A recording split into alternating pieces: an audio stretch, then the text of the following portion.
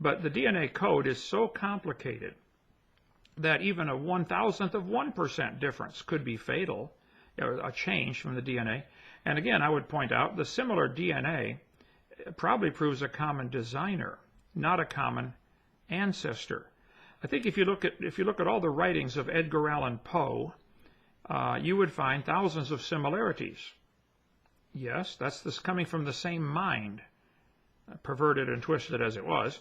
It's coming from the same mind. That's why, the Telltale Heart has some similarities to his other writings. Okay, well, that's the fact that there are similarities in DNA and even maybe retroviruses, some kind of weakness in the system that allows this to happen, could be, again, from the same designer.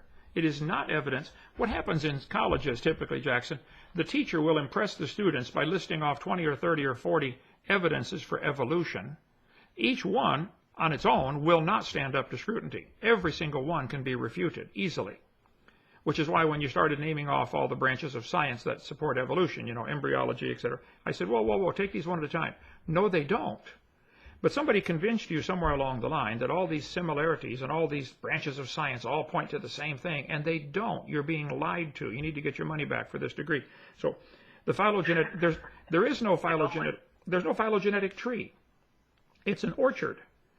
All of the foxes, wolves, coyotes, dogs probably had a common ancestor. That would be one tree, a phylogenetic tree. All of the apples, and there are 2,000 different species of apples now, they might have had a common ancestor, and it was an apple. That does not prove apples and dogs are related. It's a completely different tree.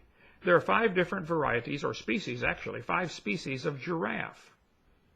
They might have had a common ancestor, and it was a giraffe. There are 8 kinds of bears in the world, black bear, grizzly bear, panda bear, etc.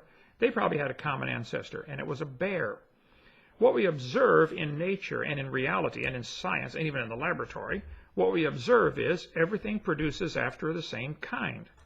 And people would recognize a grizzly bear and black bear and brown bear and panda bear as a bear. It's the same kind of animal.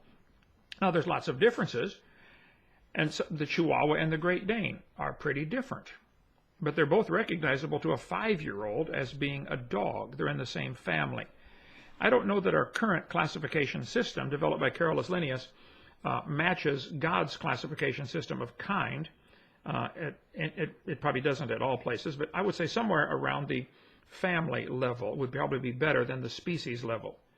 So what you're going to do in school, Jackson, they're going to show you a bunch of examples of new species, like there's now, I think, 80 or maybe 100 species of ladybugs, based on the number of spots and the position of the spots and the length of the legs. And somebody got a government grant to study all this, I'm sure.